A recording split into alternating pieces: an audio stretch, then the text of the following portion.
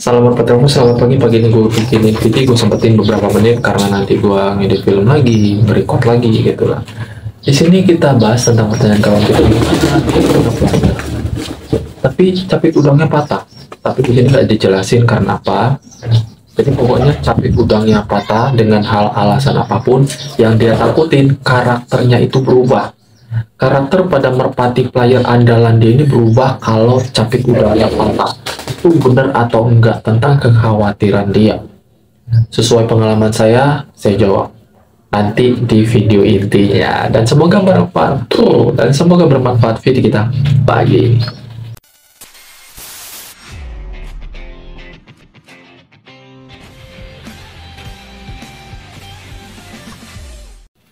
Salam merpati lovers, semoga sehat selalu di luar sana, dilancarkan isinya amin tanpa terkecuali. Langsung saja ya, sebelum saya ngelanjutin kerjaan saya ngedit film, kita langsung ngeberesin video di beberapa menit pokoknya ya.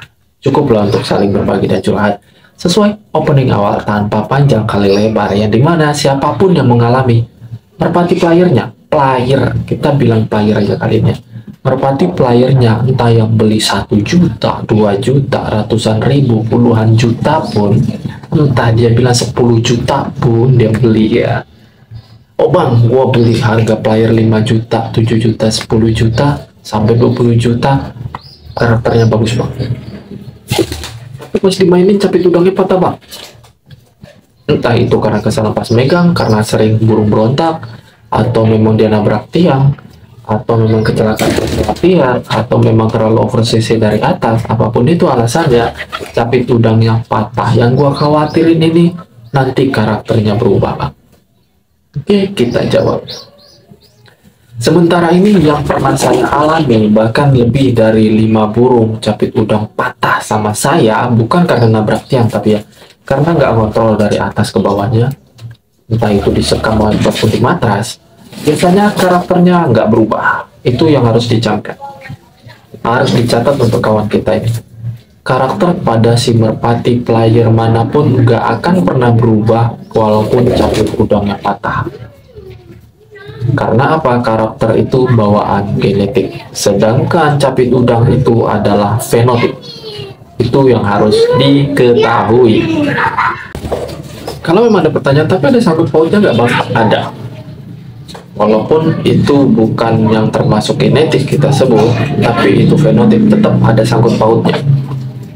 Dan di sini kenapa saya bilang karakter merpati tersebut, apalagi player, nggak akan pernah berubah walaupun capit udangnya patah berkali-kali. Karena saya udah ngalamin beberapa kali, bahkan sering.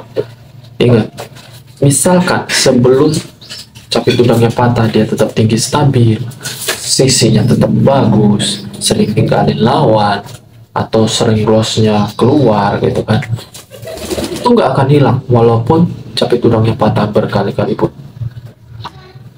Tapi biasanya yang berkurangnya apa bang? Biasanya yang berkurang itu sisinya.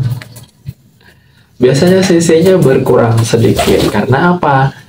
Bentuk capit udang awal yang belum patah, terus setelah patah itu tumbuhnya nggak akan pernah maksimal seperti semula.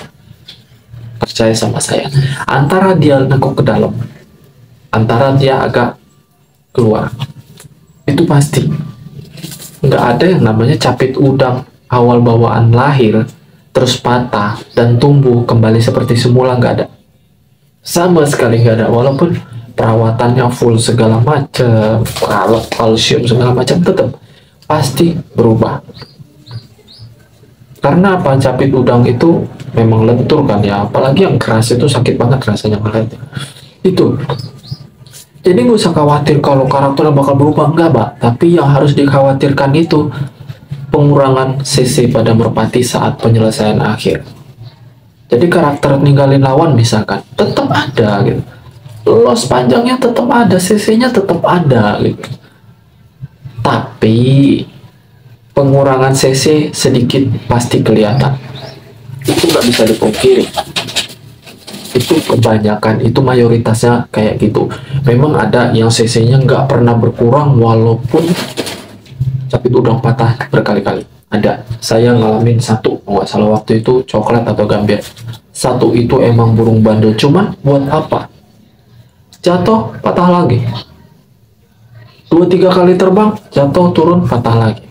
Ujung-ujungnya apa? Bukan jadi player, malah bikin jadi sakit kepala.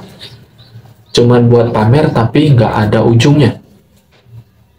Buat apa? Itu cuman buat tontonan, bukan buat dijadikan player. Jadi harus hati-hati, meskipun itu nggak menutup kemungkinan dong, katanya main di matras busanya tebel.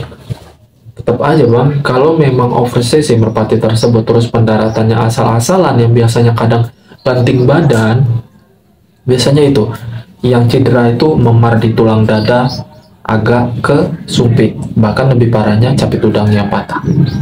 Itu sering terjadi. Jadi gimana dong bang? Ya nggak ada gimana-gimana bang, perawatannya memang udah kayak gitu.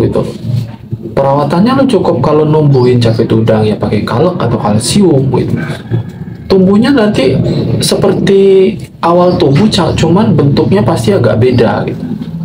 Jadi nggak usah khawatir kalau memang nanti mau capit udang yang patah pakai karakter yang berubah, enggak. Tenang aja, siapapun di luar sana, entah itu tim besar, tim kecil, capit udang yang patah nggak akan pernah merubah karakter. Cuman sebagian memang ada yang kapok. Karena apa? Karena merpati tersebut over CC, mungkin dia masih trauma ngerasain sakitnya capit udangnya patah pas turun. Ada yang kapok, ada yang nggak berani ngolong, itu ada banget. Jadi gak usah kaget nanti seandainya merpati itu bagus kinerjanya, terus tiba-tiba capit udangnya patah, terus tiba-tiba kinerjanya nggak bagus. Ya kalau memang masih sayang silahkan dibreeding. Siapa tahu anak keturunannya punya mental bagus, lebih kontrol walaupun sisinya besar. Untuk kawan kita ini, itu pesan saya. Jadi untuk kekhawatiran kalian di luaran sana yang punya player terus capit udang patah, nggak usah dikhawatirkan. Karakter nggak akan pernah berubah. Paling ya pengurangan CC sedikit, atau yang lebih parahnya itu trauma. Kalau memang dia kurang bandel ya trauma, nanti dia pas turun ada yang nggak berani turun, nggak berani ngolong, itu ada. Ada yang turun terus sampai bawah nanti ngebuang, sering nge-L, itu ada. Karena apa? Karena efek trauma, pernah ngerasain sakit saat pendaratan. Itulah merpati bosku, nggak bisa kalian samakan merpati A, B, dan C itu mentalnya sama, nggak bisa. Bandel A, B, dan C itu nggak bisa, karena semua tergantung indukan, genetik yang bercampur itu cocok atau enggaknya. Itu ayam kita potong nanti ya, entah ayam macam apa. Dan pesan saya pagi ini, gak usah khawatir, kalau memang merawat, tetap dirawat merpati tersebut, gak apa-apa, tetap jadikan kesayangan, jangan pilih kasih, ya kan? Saya rasa cukup untuk video kita pagi ini. Kalau memang ada yang mau dipertanyakan, saling curhat, silahkan di kolom komentar. Terima kasih banyak, salam merpati lovers Indonesia.